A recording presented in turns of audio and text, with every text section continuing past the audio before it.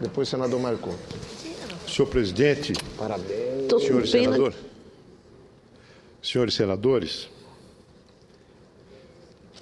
que essa pequena divergência minha, que vou manifestar agora, com o presidente Fernando Henrique, não faça jurisprudência. Eu costumo subscrever, sem nenhuma hesitação, os pronunciamentos de Sua Excelência.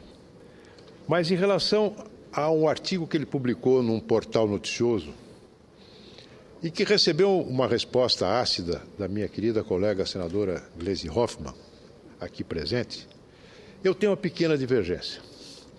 Uma divergência que gira em torno da natureza dos sorrisos.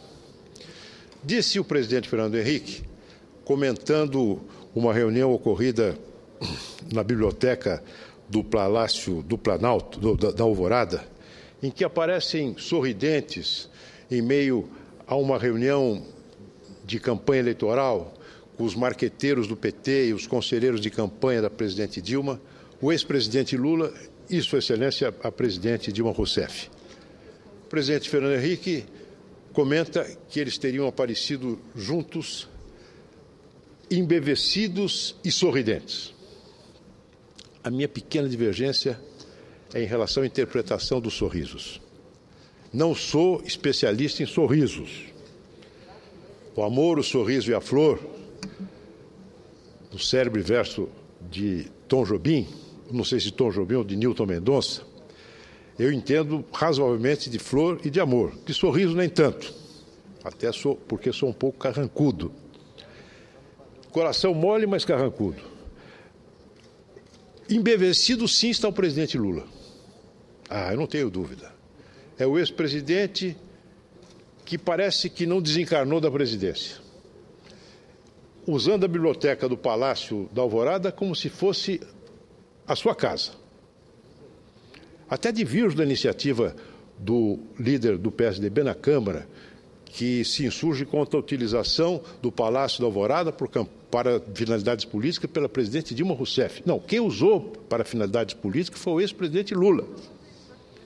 Ele está embevecido, efetivamente, com a ostentação do poder, com o fato de ser uma figura absolutamente indispensável, não apenas na liderança política, no protagonismo político, mas até mesmo na operação do dia a dia do governo da presidente Dilma Rousseff, comportando-se e ostentando a posição e a condição do seu mentor, o manda-chuva.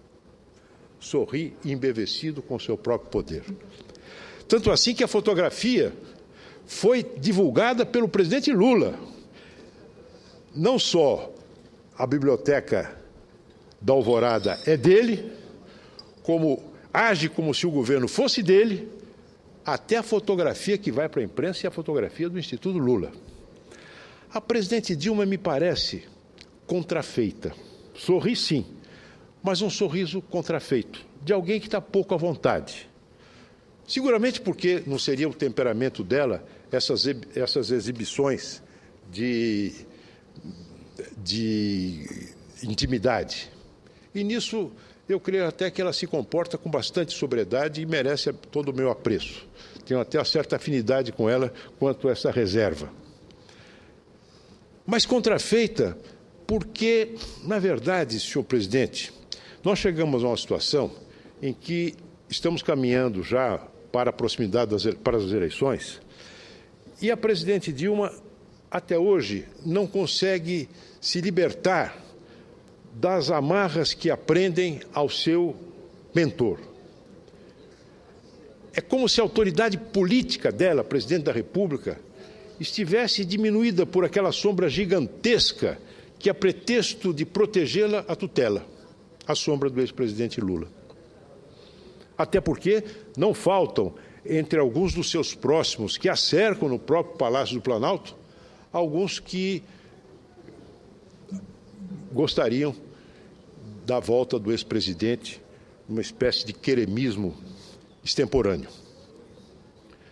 O fato é que a presidente, na própria apresentação do balanço que faz da sua gestão, ela procura esse já é um traço visível do que será a sua tática eleitoral, dissolver os seus 4 anos de pouquíssimas realizações no conjunto dos 3 mandatos do PT.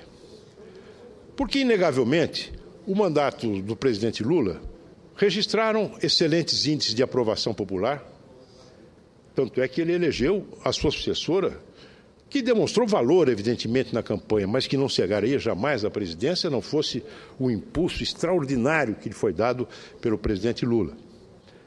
O presidente Lula conseguiu realmente êxitos importantes de aprovação popular, embora tenha acumulado e legado à sua sucessora problemas gravíssimos, numa herança que ela não pode renegar, porque ela participou da sua construção.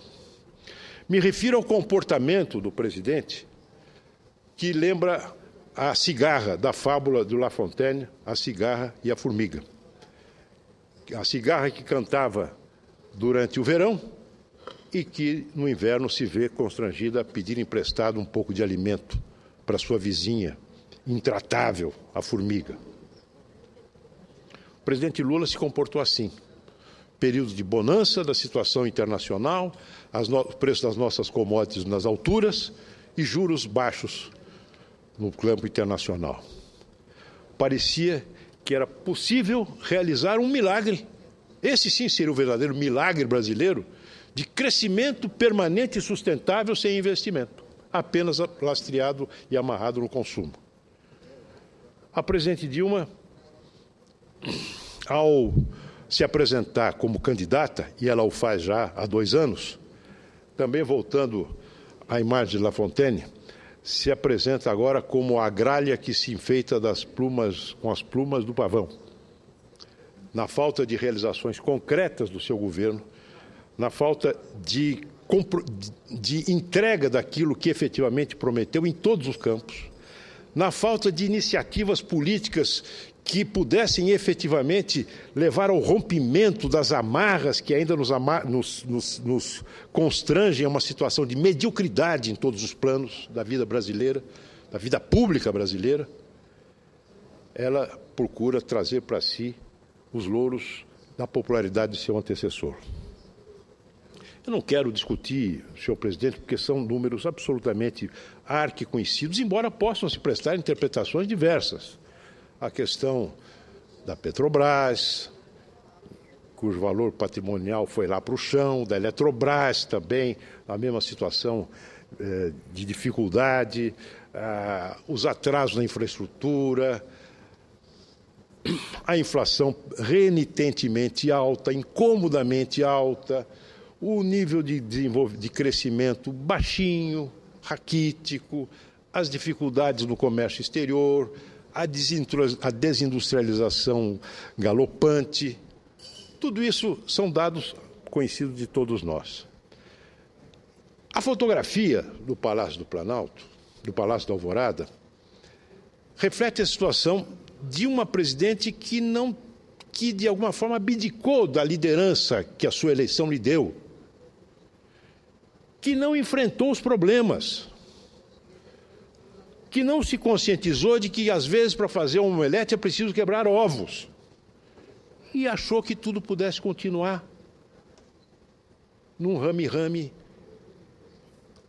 de medidas tópicas que consertam uma coisa ali e desarranjam acolá. Um governo sem continuidade, sem projeto. Veja, Vossa Excelência, senhor presidente, o governo esboçou uma política visando a retomada do desenvolvimento com base em desonerações tributárias de setores da nossa economia. Não sei quantos bilhões de reais deixaram de entrar nos cofres da União, que já estão hoje em situação muito difícil, cujas contas estão hoje em situação muito difícil. Renúncias fiscais, bilionárias. De repente, o governo anuncia que vai acabar com as desonerações. Então começa algo que seria a solução para nos tirar do marasmo econômico e, de repente, resolve voltar atrás, como se não tivesse feito nada. Será que a política teve êxito? Não, porque os índices de desenvolvimento continuam raquíticos. Mas ela diz, não vou mais fazer isso. E o dinheiro e a renúncia fiscal? O dinheiro que hoje falta aos cofres da União. Qual foi o resultado disso? Que avaliação se tem? Nenhuma. E aí, como resultado da falta de liderança, evidentemente começam os problemas da fragmentação política se tornam cada vez mais evidentes. A Câmara dos Deputados tem, na sua base governista, mais de 400 parlamentares. A pauta da Câmara está travada desde o mês de outubro. Não conseguem votar nada. Não conseguem votar nada. Agora inventam um bode expiatório, um fantasma. É o líder do PMDB. O PMDB é uma coisa só, senhor presidente. Nós sabemos disso. Com divergência, mas é um partido. Um partido tem que ser tratado de acordo com a sua natureza e com a sua dimensão. Mas a presidente Dilma, na falta da habilidade política do seu antecessor, e que é um atributo do presidente da República, saber compor, saber ouvir, saber buscar convergências, resolve erigir o líder do PMDB no seu inimigo número 1. É preciso isolá-lo. Isso é o resultado. Essa crise não se improvisa. É o resultado de um método de fazer política, de um partido que trata os seus aliados como as cozinheiras de antigamente tratavam as galinhas, depenando-as antes de colocá-las na panela. Ouço a parte, Vossa Excelência, senadora Gleisi Hoffmann. Obrigada, senadora Aloísio. Com todo o respeito que tenho por Vossa Excelência, tenho que lhe perguntar por que causa tanta estranheza e tanto impacto o sorriso, a alegria do presidente Lula, da presidenta Dilma, a Vossa Excelência e ao ex-presidente Fernando Henrique Cardoso. Eu, de fato, não consigo entender.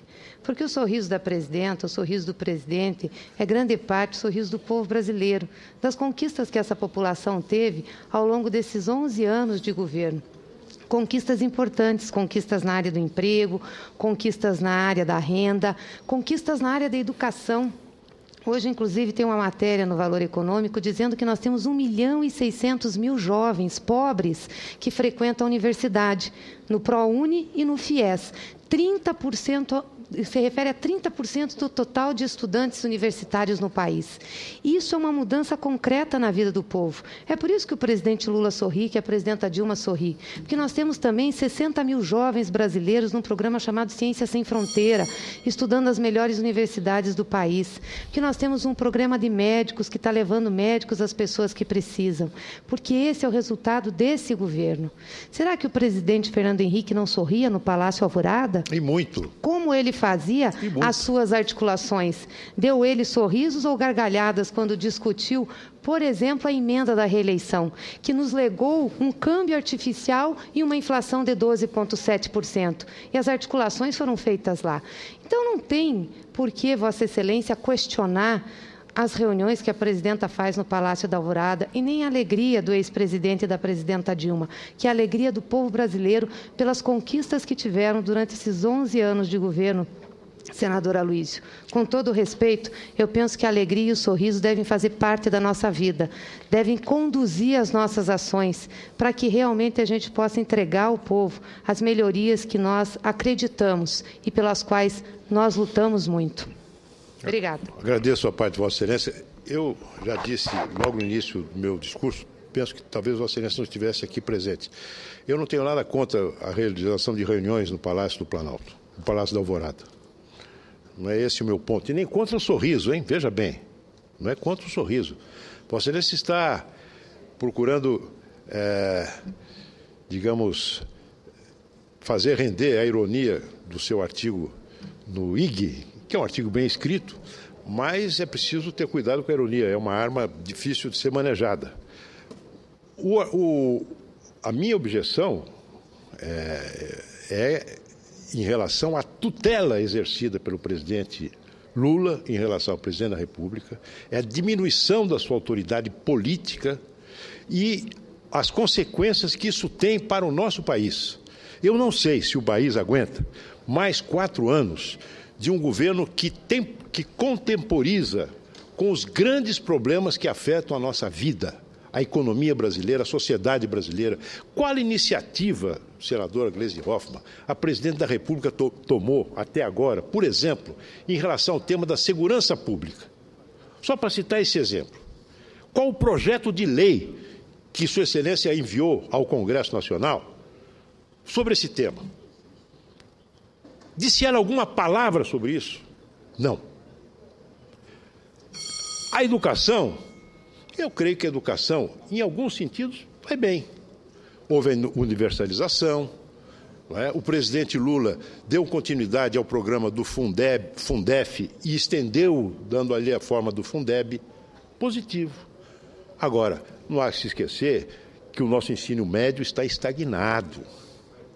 Não podemos nos contentar com programas tipo Ciências Sem Fronteiras, que mandam os meninos para fora do Brasil e que chegam lá fora e não sabem falar língua estrangeira. Sabe por quê? Porque não conseguem falar a língua portuguesa sequer. Então, eu não vou jogar fora tudo o que está sendo feito, de modo algum, mesmo porque, se nós formos falar, por exemplo, sobre equidade, eu creio que há uma continuidade de trabalhos, de esforços, de iniciativas, que vem desde a Constituinte de 88. Felizmente é assim, não é? O mérito do presidente Lula colocar com tanta ênfase a questão do combate à miséria na agenda política nacional. Agora, eu não posso desconhecer, e aí é a minha interpretação, que seguramente não é a sua, é que nós estamos andando em círculos. Nós estamos andando em círculos. Veja a nossa balança comercial, veja a situação da nossa educação, que não avança, se conserta o telhado, mas a base está podre, está frágil, melhor dizendo.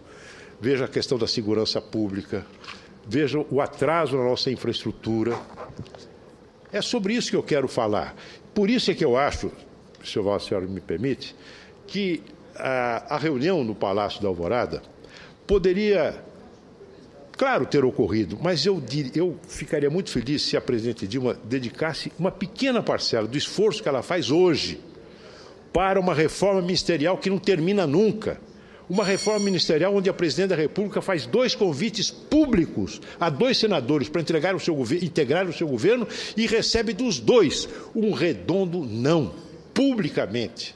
Se ela usasse um pouquinho dessa energia para enfrentar os problemas penosos, difíceis, árduos que nós enfrentamos, ela receberia todo o meu aplauso. Muito obrigado.